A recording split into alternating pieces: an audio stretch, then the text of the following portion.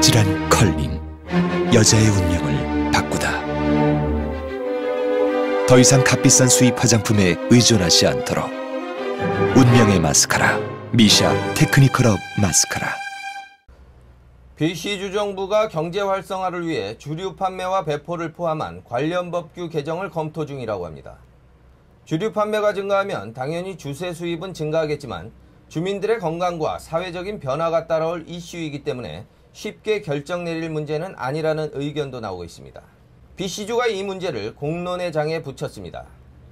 BC주 정부는 지난 7일부터 주류 관련법 개정에 관련한 의견을 수렴한다고 밝혔습니다. 우선 리코어 스토어 등 주류 산업에 종사하는 사람과 업체들로부터의 의견을 받는 작업부터 시작했습니다. 주류 정책 개혁 담당 책임자인 존얍 의원은 지난 7일 주류 라이선스를 보유하고 있는 1만 명과 리코어 스토어에 편지를 보내 본격적인 의견 청취에 나섰습니다.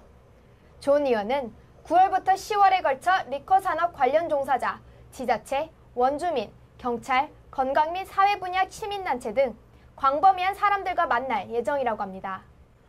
일반 시민들의 의견도 듣기 위해 9월에는 주류 정책 개선 웹사이트도 개설합니다. 이 사이트에는 주민들이 직접 자신의 의견을 적어 넣을 수 있는 게시판도 설치될 예정이라고 합니다.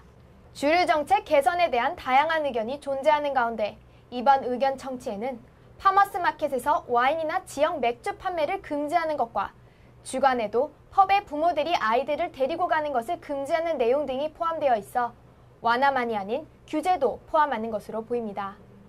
존얍 의원은 리커 정책 개선에 대한 각 분야별 의견 청취가 끝나면 11월 25일경 최종 보고서를 만들어 법무부에 제출합니다. 그 보고서는 대중에게 공개될 예정이라고 합니다. 한편 주정부의 이러한 움직임에 대해 경제 활성화를 위해 주류 정책을 개방해야 한다는 의견과 주민들의 건강을 위해 규제 정책을 펴야 한다는 견해가 팽팽하게 대립하고 있습니다. 주정부는 보고서 공개 이후 공청회 등을 통해 의견을 더 수렴할 예정이라고 밝혔습니다.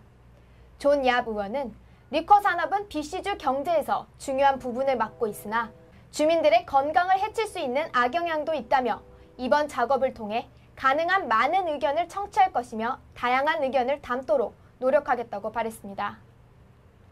BC주 정부 예산에서 주류 판매로 얻어지는 수익은 연간 10억 달러에 이르고 있습니다. 이번 조사는 지난 1999년 주류 정책 관련 의견 청취 이후 처음으로 실시되며 이번 결과가 BC주 주류 판매 및 유통에 어떤 영향을 끼칠지 많은 사람들의 이목이 주목되고 있습니다.